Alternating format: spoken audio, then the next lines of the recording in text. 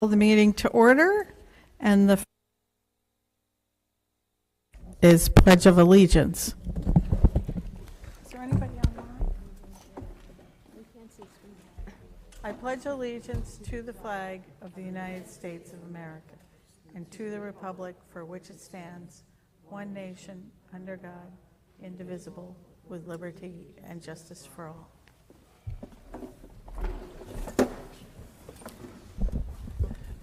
Thank you, everybody. Is there anybody joining us online that, okay, thanks. It's okay.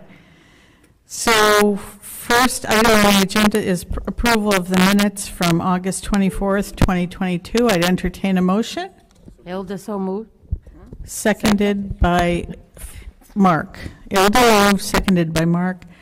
Any discussion? Any comments?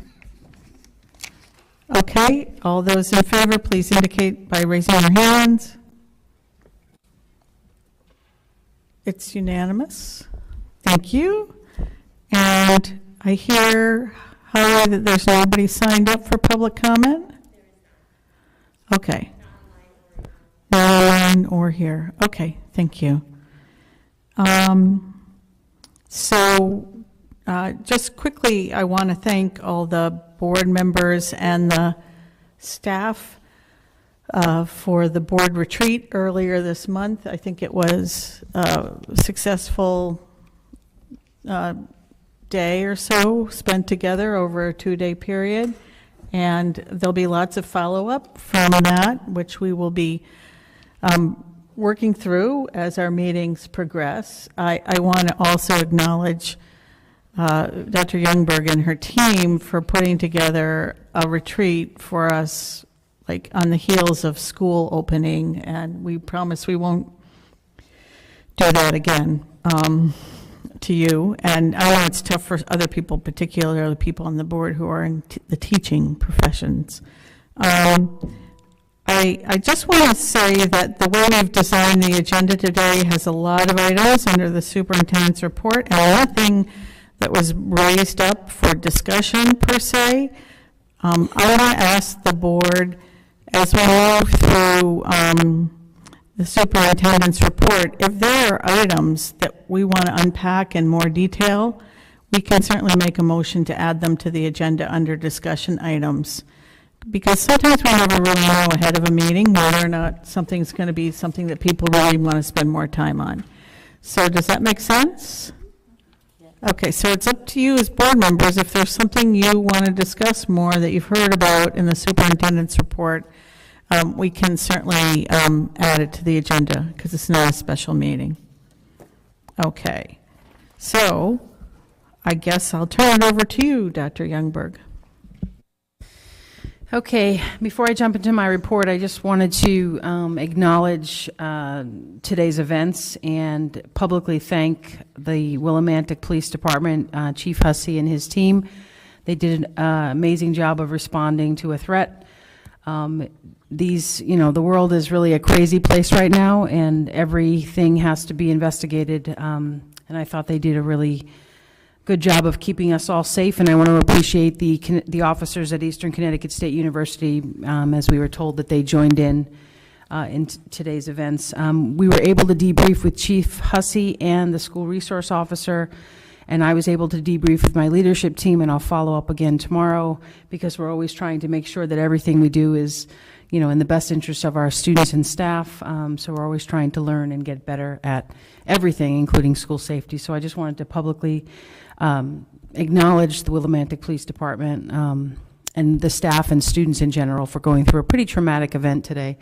And I don't know if there's board members that have questions or things that you'd like to know more about. Perhaps that can be one of the discussion items we get to, or however you want to handle it. What do you think, board? Would you like to unpack this a little bit more under discussion items? I think there are some people who do have questions or comments, and so let's save it for that then. Sounds good. Okay, so the first item on my, am I skipping over? You don't have anything additional for your board chair report, right? No. Okay. The first item on my superintendent's report is a staffing update. So the board was provided with an update in terms of our vacancies. We gave you the long chart and then a shortened version of that chart that I think is a little easier to read. We feel like we're in a good place staffing-wise, and I'm going to have Mr. Weathers step to the podium and share some specific details. Obviously, we have vacancies we're hoping to fill, but in terms of where we were just a couple of years ago, we're in better shape in terms of the number of staff members available in our schools than we were in the past. So, Mr. Weathers? Good evening. So the packet you have in front of you has the updated staffing chart from, I think, the last time that you looked at it. And then we made an addendum based on some questions that occurred, I believe, at the board retreat and also the last board meeting. So the chart basically goes through each location in the district and has certified classroom positions, certified intervention positions, non-certified instructional, and non-certified non-instructional.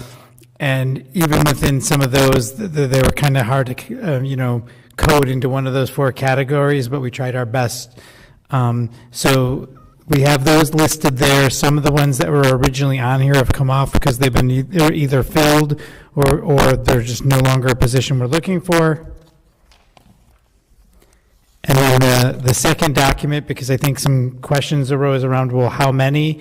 If you look at that chart that follows by each location, and this was as of 9/16, it has it numerically, and then it has it for the total for the building, and then total for the district. So currently there is 46.25 vacancies across the district.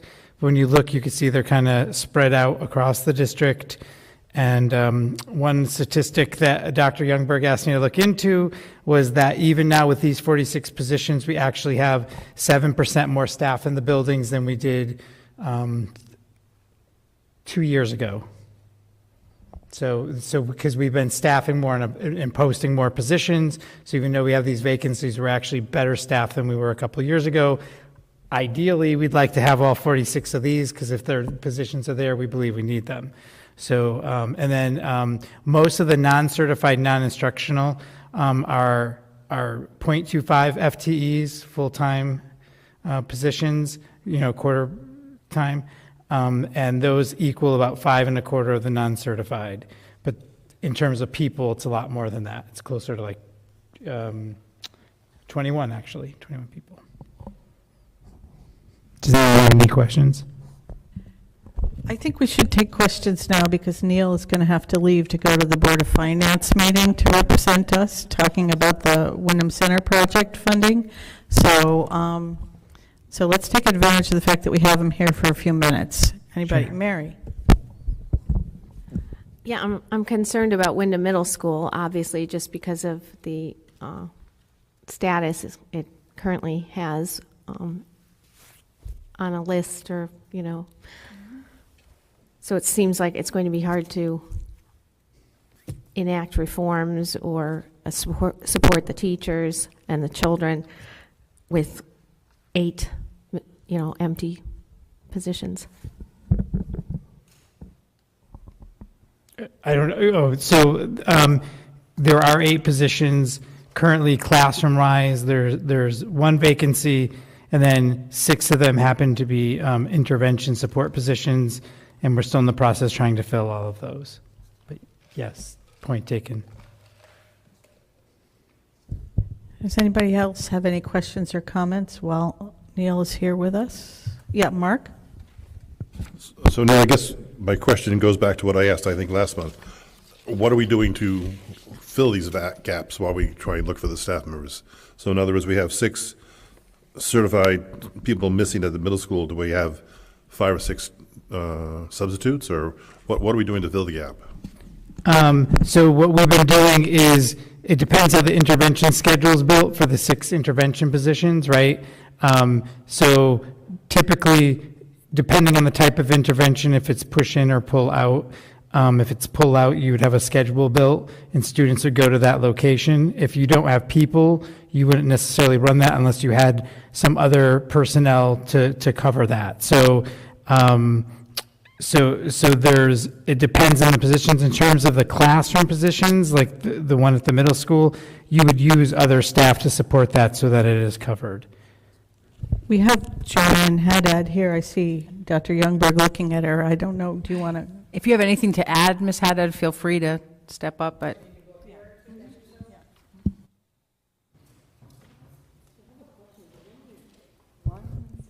Ilda, if you're going to ask questions, you need to use the mic. Go ahead. Do you have a question while Joanne's getting up to the? There's only 5 checked off on here, but there's 6. It says 6 total on the next page for the middle school. What do you have? Actually, it says 8 total, but there's only 5 checked off on here. And some of those, I'd have to look, some of them had multiple positions, like it could be an interventionist at 2 vacancies, not just 1. That's why I made the chart, because if you look at just count up X's, it might be misleading how many vacancies there are. That's a good question. Look at the parentheses to the side of it. If you add those up, it adds up.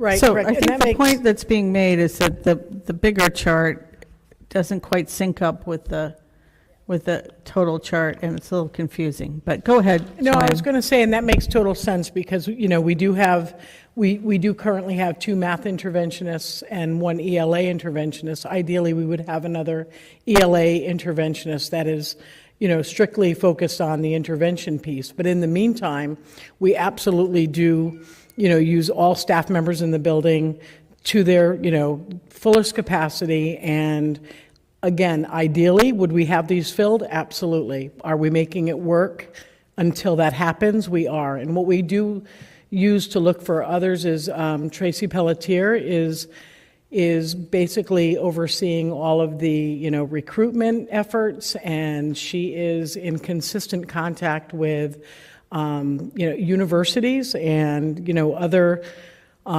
other areas for trying to recruit. We are constantly on frontline watching for applicants. In fact, we have 2 interviews next week. And again, in the meantime, we are not at all shirking any responsibilities for support for our students. There may be 2 or 3 more students than we would prefer to have in a classroom that is, having pull out for intervention. But the job is getting done. It's getting done well. We are constantly supporting those teachers as administrators in those rooms as well when needed. And again, ideally, we would have, those people hired, and we are working really very hard on getting that done. Thanks, Ms. Haddad. And as a district, we've increased the places where we're advertising positions. We again, as Neil said and Ms. Haddad said, we'd love to fill all those positions, but we still have a staffing ratio. The number of staff members is still higher now than it was a couple of years ago, even with these vacancies. So I don't know if there's any other. Yes. Anybody else have anything they want to raise or ask about?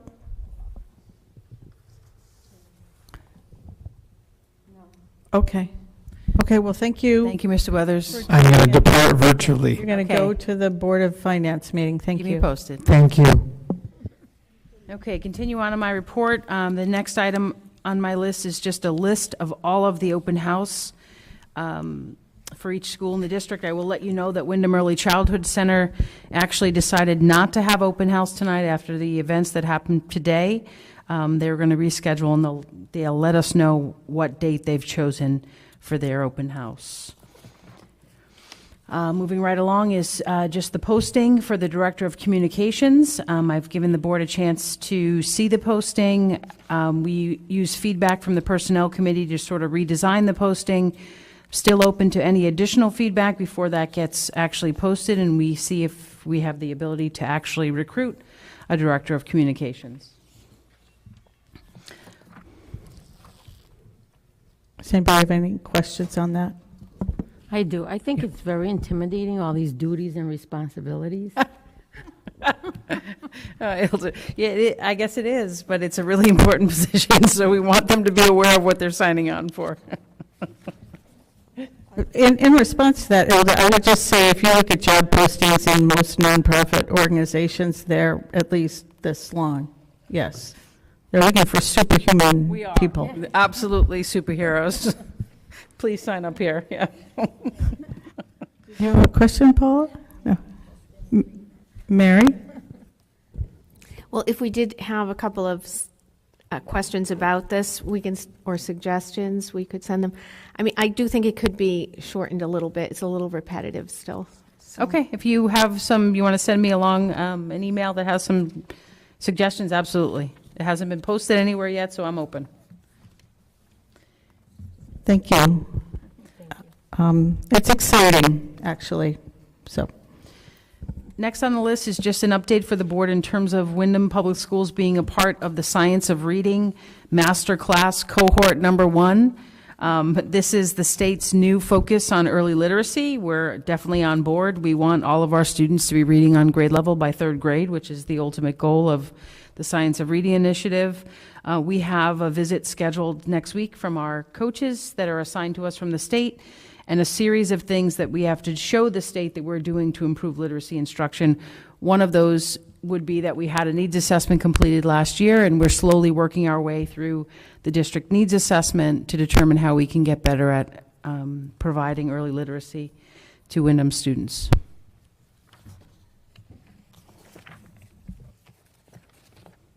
Then we just have an update. I let the board know that I would be updating you every 2 weeks about Windham Middle School. I meant to bring with you comparative data from last year, but bring with me for you comparative data from last year, but today really just wasn't exactly what I had planned, so I will get that to you. But so far, we feel like the opening of Windham Middle School, and Ms. Haddad can join in. I've heard from several staff members to date that it has a different feel than years past, a different feel in a positive way. So knock on wood that we continue that trend. So I've given you some updates in terms of the school clubs that are being offered to our students starting in October. We've given you an update on our physical and immunization requirements for our students. We had a large number of students who would have to be excluded from school for not meeting those requirements, and we have access to the school-based health center. And so they've worked really hard to get that number down to a very small number, and working with those families to make sure there's no students being excluded for those reasons. We now have a list of staff members interested in being a part of the School Improvement Plan Committee. And I know the board members, nearly every board member said that they were also interested. So as soon as we get that calendar, we'll share that with you and figure out how we can have board representation at each of those meetings. We are purposely going to stagger those meetings so that if you're working during the day, and we'll have some evening meetings and then vice versa, so that people can always have a chance to be a part of it. That committee is part of what the state recommends to help us sort of monitor our improvement efforts. So we thank the Windham Middle School staff who have volunteered to be a part of that. We also have a number of brand new staff members at Windham Middle School that apparently are doing a really good job. So Mr. De La Barrera wanted to make sure we recognize them for, for being, some of them new to the profession and really working hard at the middle school. And we've also provided, as I told you we would, suspension data as well as attendance data. So you'll be getting, as a board, discipline and attendance data every 2 weeks, and we discussed at the board retreat that at least once a month we'd have the opportunity to sort of dig in deep and discuss that data. So, but it is included in your packet. I don't know if there's any questions. If we're going to spend some time on the agenda once a month, digging in, perhaps it should be at our next meeting, Okay. because Right. you're going to give us more information that you were unable to get ready for today, understandably so. Nobody would be critical of that. But let's just aim for the Sure. beginning of First meeting in October. October. Katina? May I go back for a second to the science of reading? It just emerged one of my questions as you were Is that okay? Yep, go ahead, and then Ilda, I think you have a question after Katina. But go ahead, Katina. I would love as a board member to understand better what is the model about, also what is the state expecting and how resources are going to use. And since I understand we still have tier 1, 2, and 3 kids, how are those resources going to be used for the children in order to improve their reading, which is the most important, and secondary, the test performance. So I can give you just a general overview, sort of a general response to your question, and then I'll dig in and get you specifics and Not follow. necessarily right now, Oh, but once they come and trained it, what I would like to know, what's the intersectionality between that type of program they are proposing and how they're going to monitor us, and the use of resources and the needs of our kids. You know what I mean? Yes. They're actually not proposing a specific program. They are in the process right now at the state level of identifying approved programs. We're hoping they choose the program we're currently using as one of those approved programs. But this process doesn't actually identify specific programs. It identifies specific structures they want to see built into your program.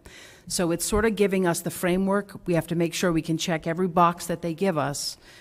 Does your literacy program process offer all of these things that science says are needed to help kids learn to read? So I will definitely get you more information. And I think I know we're going to have a conversation with our coaches, and they're supposed to be providing us with more specifics as well. So I can share that with the board, absolutely. And I imagine the interventionists and all the people involved, right? Right, so we have to have a tiered structure. We have to have the ability to offer tiers 2 and 3. We have to have the ability to intervene based on assessment data. We have to know exactly what assessment products we're using, what intervention products we're using. There's sort of a formula or a structure that we have to be able, like I said, check all the boxes of what they believe is important to move kids forward. So I'll get you more specifics after we meet with the coaches, but generally it's like developing or making sure you have all the structures in place. Maybe looking at Katina's face and just thinking about myself, it might be nice to have a more full little workshop on this, because reading is so fundamental to the Yeah, success of our correct. students. Yeah. And since all our kids are behind due to the pandemic, however you say that in English, I don't want the very lowest of the lows to be kind of left behind in the process. I want them to be attended to. I suppose those are, I imagine those are the tier 3 kids. And what are we going to do to help them succeed? All great questions, and I think a workshop makes perfect sense. Thank you. Thank you. Ilda, So my question is for, regarding reference 4, page 20. can you talk into the mic a little more? Ilda, thanks. Reference 4, page 20. These numbers don't add up. The total starts off with the total, and then IS. We're not there yet. She just passed it. The No. ISS? Yeah, you were talking about that. We're about to talk about, she's about to talk to us about this. It's okay. So you talked I about did discipline mention already. discipline in the Windham Middle School update, but we didn't get specifically into the chart yet, so, but I can answer your question. I'm sorry. It's okay. So, well, if there are no further questions on that, what we were just talking about, let you move on to this, and then you can address Ilda's question. 'Cause Sure. she's ahead of the pack. So again, every 2 weeks, we're going to be providing the board with attendance and discipline data as a way to help us support our move toward focusing on student achievement and developing students, across the board. So the reference 4 is a chart that has the total number of referrals logged into eSchool. That's what the first category is, number of referrals that have been documented. Then ISS stands for in-school suspensions, OSS, out-of-school suspensions, and then pending expulsions. So that when you said it doesn't add up, they won't always add up, because remember, you can write a discipline referral that doesn't result in an ISS, OSS, or expulsion. right? It could be a low-level student, could have just had a conversation with an administrator, could have had a lunch detention, some other form of discipline that wouldn't get logged here. So they won't ever add up that way. Does that make sense? Yes. Okay. Thank you. Does anybody else, Mary, go ahead. How long is it between the pending expulsion and the expulsion? Isn't there a fairly fast time? Well, it varies because it depends on the calendar and what's already been booked. We have an impartial hearing officer who works certain days of the week for our district. So it varies, usually a couple of weeks, occasionally a month. It varies. Any other questions? Katina, or Mark? Let Mark go, because he hasn't Yes. asked anything. Go ahead. Totally. So just briefly, what happens in the month between pending expulsion and expulsion hearing? What does the student do? Okay, so if it's 2 weeks, like I said, usually it's a couple weeks, right? Usually the way the discipline incidents are handled, a student is suspended for 10 days pending expulsion. So that's 10 school days, which is technically 2 weeks. We really try to get those hearings in prior to the 10th day so that there isn't an overlap. Usually it's about 2 weeks that it happens. So they're not in school, they're suspended out of school. So they're out of school during that time? 10 days pending expulsion hearing, yes. Okay, Katina. When we have students on out-of-school suspension, which personally I think should not ever happen, how do we keep kind of track of them in terms of academics? Are they? So we do. How are parents involved to make sure that is, Multiple questions there. So there are certain policies in place as the policy committee chair that require us to suspend students. So, sometimes we don't have a choice. So that's one thing. We do offer students the ability to keep up with their schoolwork. We provide them with assignments. We aren't actually tracking them. It's a very difficult thing to do. We're hoping they return the assignments to us, and obviously when they come back to school, we're going to check to make sure those assignments are in, but they're not receiving any kind of outside support, if that's what you're asking. So. And I would agree with you that being suspended out of school is a really difficult thing to manage, not only for the student trying to keep up with their academics, right, which is first and foremost. We also, as a district, they're missing valuable instructional time. We're also getting clipped in terms of they then are on our chronic absenteeism list because out-of-school suspension counts against us for being absent as well. So if we can avoid an out-of-school suspension, we are definitely trying to do that, but it isn't always possible.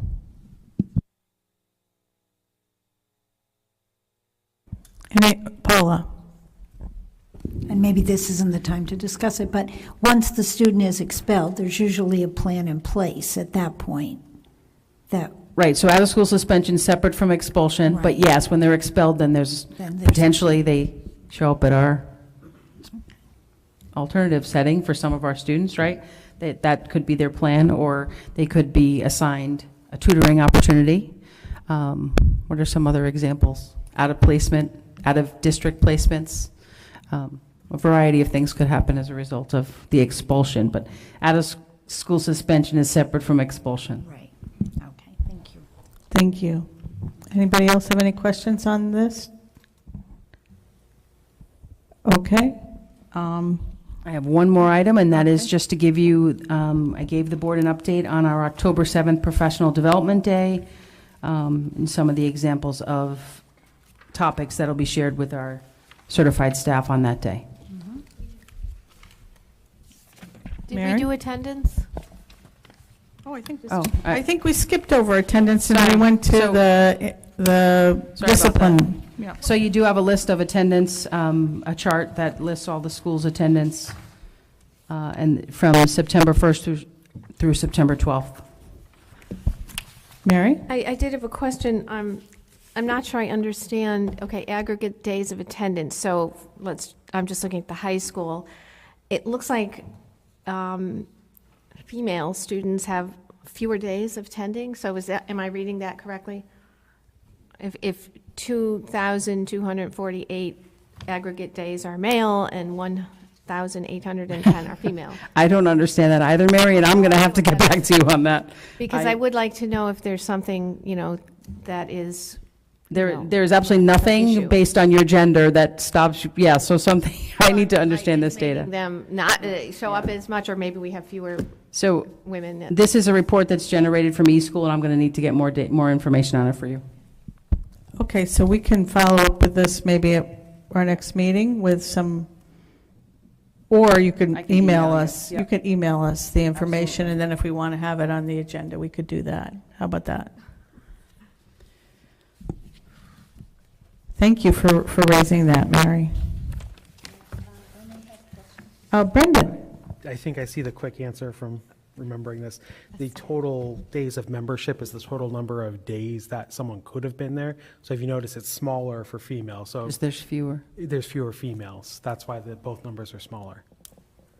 I don't know, I didn't do the math real quick to Right, see if the so- percentages line up, but But there's 800 and, let's just find an example here.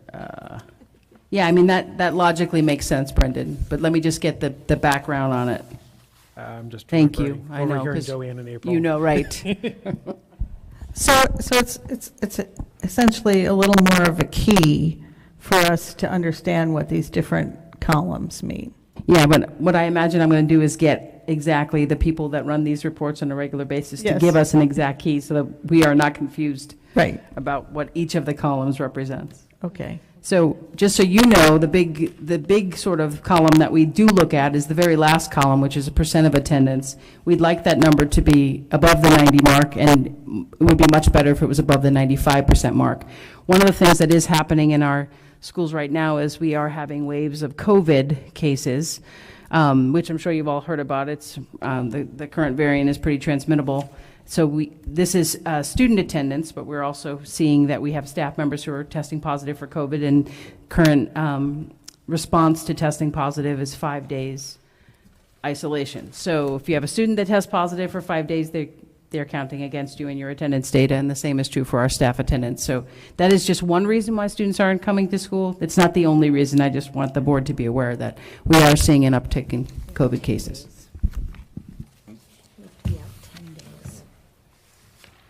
Anything else?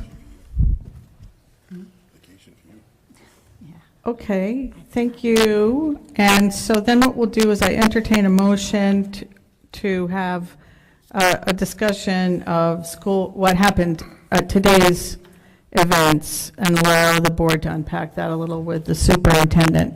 I'd entertain a motion to add a discussion of the events that happened today to the, Second. moved by Katina, seconded by Brenda. Any further discussion? All those in favor? Okay, it's unanimous. Okay, so I'm going to open it up and ask you, Dr. Youngberg, to sort of fill folks in on what occurred and what next steps are, and then we can ask questions. Sure. So if you were in receipt of the communication that the district sent out today, then you know that at approximately 7:45 or so this morning, the Willimantic Police Department received a phone call threat that identified that there was an armed intruder either in the high school or on the high school campus. So they actually responded to the high school, arrived with their SWAT team, and put the high school in central office, because it's attached to that high school, on lockdown. They then, out of an abundance of caution, locked down the other buildings in the district, while the Willimantic Police Department and the Eastern Connecticut State Police, some of their officers, did a formal search of Windham High School to try to find if there was indeed an armed intruder on the campus. So that's sort of the That crux of- included the construction areas of the school. Yeah, the entire campus, all places on the campus. So the SWAT team went to every one of our classrooms, investigated all areas of the campus. They did not find any weapons. They did not find any intruders. So, and the investigation is still open, so there's not going to be a lot of detail released about that particular, the details.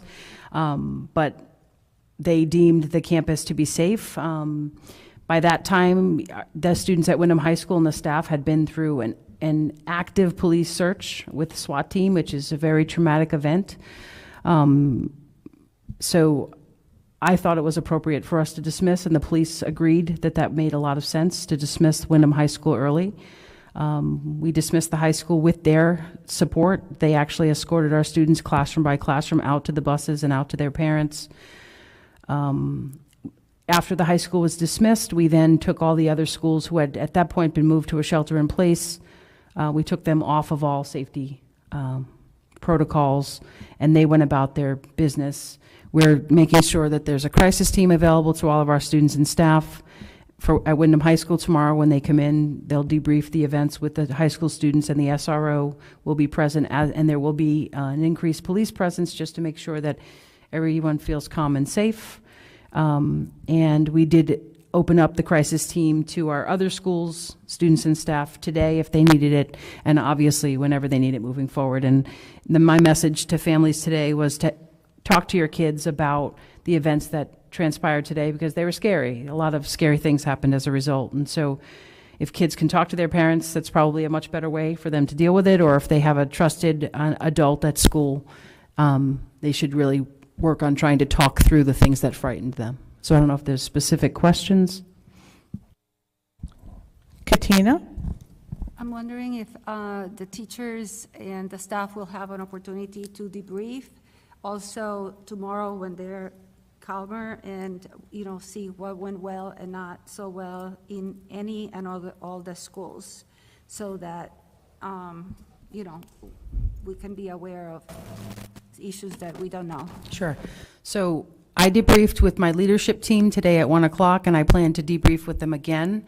At 2:30 or so, I debriefed with Chief Hussey and our school resource officer and got specific feedback, which, by the way, they said Windham High School, for the most part, did a really good job of doing the things that are supposed to happen during a lockdown. We did have a few places where we're going to be working to improve safety as much as we can. So I provided that feedback from Chief Hussey and our SRO to the high school leadership team already. I'm going to provide general feedback to the leadership team in all schools, and it will be my expectation that they at some point have a conversation with their staff members in the same way that I had the conversation with them. Tell me what happened on your end. Tell me what we can do better. We acknowledge there were some difficulties with communication.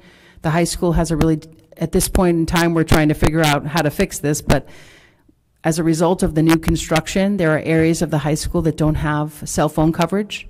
So the Willimantic Police Department were having difficulty communicating with us, and in some cases we were having difficulty communicating out. So we're working on boosters, cell phone boosters, try to figure all that out. We also realized that our walkie-talkie radios at the high school work amazingly well, so we're ordering more of those. So we're going through all these pieces. We're still working out. The police department had recommended to us some new terminology for lockdowns that I shared with the board at the retreat. We're not all crystal clear on that terminology, so there was some a shelter in place means this, but it was interpreted by someone else in a different way, so we're working on that as well. So we have a few things that we need to debrief and try to make sure we're always working on. But for the most part, they said the high school did a really good job today. Does anybody else have any questions or comments or things they want to raise? Hilda? So if it starts with the caller, do they question the caller? Do they figure out where the call came from? If there's no armed intruder? So I don't want to give too much information about the investigation. It's ongoing, but they are looking into where the call came from and if there's anyone to be held responsible for it. Does anybody else have any comments or questions? Paula? I know it was probably very traumatic for everyone, but I do have to comment that a parent reported to me that at Barrows, things were so well managed that her son, who I think is only in kindergarten or first grade, when she asked how his day went, said, "Oh, in the end of the day, this is what happened," and was just fine. The teacher had been in communication with her, and he did well, and apparently his entire class, and I would assume the entire school, was managed very well. That's great feedback. Thanks, Paula. Thank you. Anybody else? Katina? I just want to, I don't know if everybody's aware that Eastern went into lockdown too, the students, for the 2 hours, the entire university, and that the police there seem to have been following through and cooperating with the Willimantic Police, and that was wonderful coordination, and people felt safe.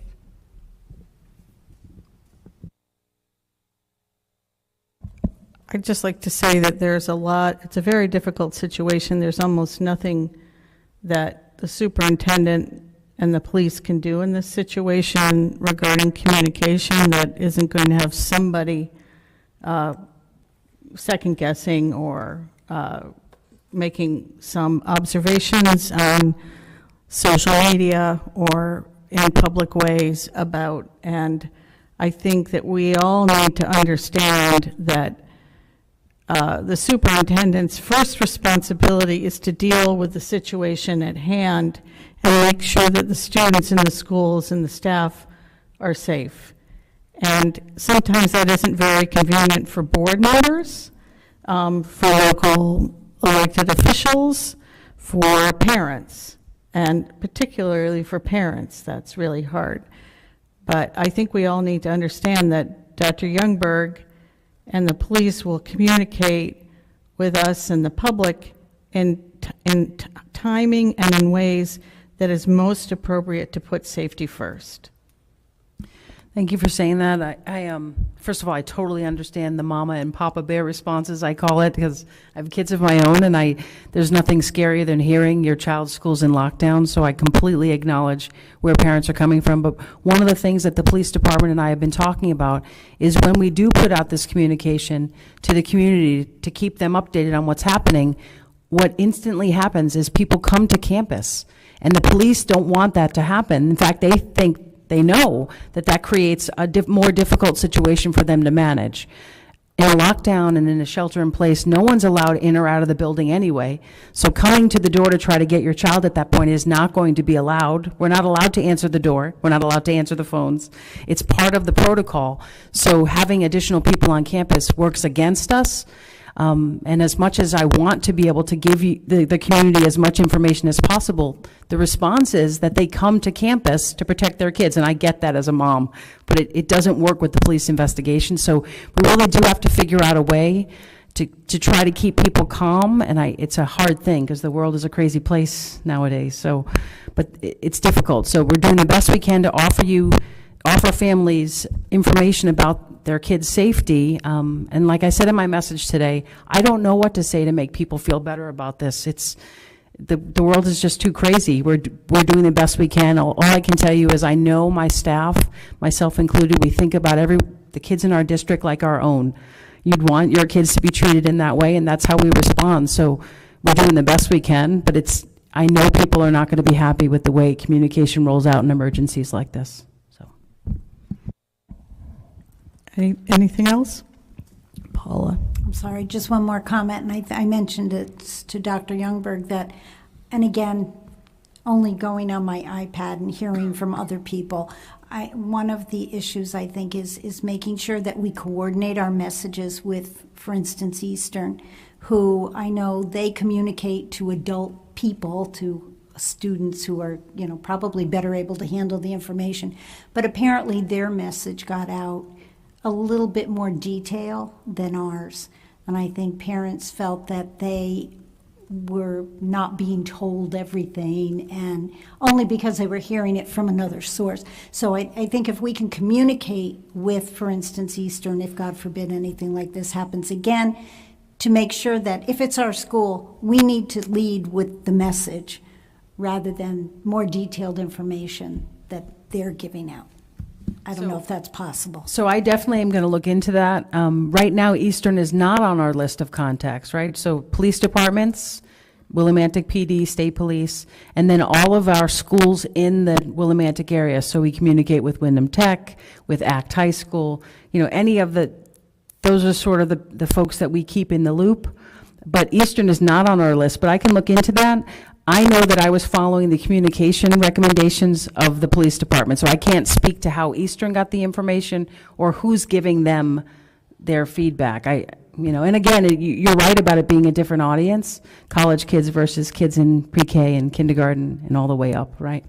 So, but I'm willing to have the conversation to find out how we might coordinate better. Right, and this is not to say that our protocol was wrong. You did the right thing, it's just someone else was disseminating information that we hadn't given. Yes. In fact, I received the information because I'm an employee there a couple of minutes before, so I heard it from them first. So, but I don't think that can be basically at all remedied because, if there was an intruder maybe on campus, could have gone directly there. It was complicated, so they needed to do what they also needed to do for them. But I hear you. It's a point well taken, and one of the things we talked about when we talked about school safety at our retreat was the need for everybody to get on the same definitions of activities and protocols, and now it's pretty clear that a school across the street from our schools, even though we have no control over them, might be, especially if there are police forces involved in the whole thing, that is a place where we need to be more clear with them about it. So, point well taken. Anything else? I also just want to say that I'm sorry to have you and everybody who went through the stress of today here, sitting here with us tonight. So, thank you very much. So on to committee reports. Is there anything from school planning and design, Brendan? Yes, there is. We met back on September 1st. The major topic, of course, was the Windham Center oil tank. At that point, we had put out the initial bid, not as a public bid, but going to state-approved vendors. And at that point, only one vendor had replied, and the bid was actually more than double the original budgeted amount. So a decision was made to go out to public bid for the tank project, which since the meeting has come back, and I don't know if you want to share info on that or. And I think did you attend the Board of Finance meeting? Did it all get squared away? Okay. They approved it, great. So after public bid, it still came back at almost $100,000 more than the budgeted amount. The Board of Finance just approved moving money out of other Board of Ed capital improvement projects that have not been completed yet over to the tank project. So we are able to complete this project. Hopefully we'll be able to go back after some money. We'll see if that happens or not. But at least at this point, we have the funding in place to be able to sign the contract for this by Friday's deadline so that we're in compliance with the Department of Environmental Protection. The other thing we went over at the last committee meeting was our 3 to 5 year facilities plan, which we then shared at the retreat last week. Any questions? No, I just want to comment that it was a lot of scrambling around to figure out how to deal with the oil tank issue, and I want to thank staff, and John's not here tonight, but I want to thank all the staff involved in that, and the board members. There are a couple of board members who are going back and forth over the past 2 days, trying to make sure we got the support that, we were supporting Dr. Youngberg and the rest of the staff, and working with the Board of Finance, it worked. They didn't find out till Monday that they had to do this, and they got it done tonight. Thanks, Neil and Rita, for covering for us. And you thanked Dawn. I wanted to thank her as well. She actually was taking a couple vacation days and has been dealing with this on her vacation. So we appreciate her. And now we just need to get that contract signed tomorrow so that we meet the deadline on Friday. So that's my job tomorrow, is to make sure we track down the town for a signature. Anybody have questions for Brendan? Okay. Personnel. Is there a report for us? I think many of the topics have already been discussed, but we had three major topics at our personnel, which met on September 12th. One was an update on staffing, which we have received. Thank you. And Grace talked about the increased places of advertising that hopefully will help us to fill our positions. And Dr. Galucci had asked about the retention, teacher retention, and actually, we heard about the 5, 10, 15 and such increments at convocation, but what about the ones that filled in between? That would give us a broader picture of teacher retention, and thank you, Neil, for providing that for us. And Dr. Youngberg introduced the questions for the survey that will be going out to students, staff, and parents. And we all received that, and we'll be providing input as to those questions indeed. And I think that pretty much summed it up. If anybody has any questions. No questions? Any comments from committee members? Yeah, Katina? See, I'm doing it again. I'm so sorry. It's an honor to be called Hilda, so. You yes, should start and calling me the wrong name. That would be. So you just mentioned the questionnaire, and as I promised, I took the position of being a consumer of those and revised at least the staff and the parents' ones and submitted my suggestions to Dr. Youngberg, and I haven't looked at the kids yet. What I imagine I was going to do is take those questions and put them into just a draft survey, share it with the board before it goes out to anyone for any final edits or suggestions, and then go from there. That works for everybody. That was my plan. Thank you. Thank you. And just before we go on to finance and audit, Mark, I just want to also thank the Board of Finance for taking action tonight and putting this on their agenda with like a day's notice. Appreciate that. Mark. Yes. Yeah, the Finance Committee met before this board meeting. We reviewed the budget transfers and are recommending the approval of those transfers that are in your board packet. There will be a review of a couple of the past duplicates that we discovered to make sure that the bottom line number that we're transferring is what we're actually transferring. So we're going to look at those again. We'll look at those duplicate reports next month. We review the general fund budget, which essentially is half a month's worth of information at this point, or a couple months worth of information. And we review the budget for the core program as we're now opening up that new site as for the cost of the staff and how much of that is done by operating versus how much of that is done by grant funds. And that's what we did. Any comments, questions? Okay. So we'll move on to action items, and I'll entertain a motion to accept the recommendation from the Finance and Audit Committee to transfer $547,678. So moved. Moved by Mark, Second? seconded by Paula. Any discussion? Okay, all those in favor? Okay, unanimous. And then the next item is approval of the grant submission for the Family Resource Center at Natchug. I'll entertain a motion to that effect. So moved. Moved by Brendan, seconded by Katina. Is there any discussion? We had a write-up on the whole thing in our board packet.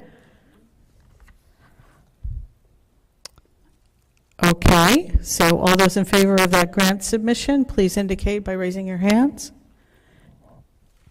Okay, a very contentious meeting this evening. So we'll wrap it up with public comment. Is there anybody who wants to speak?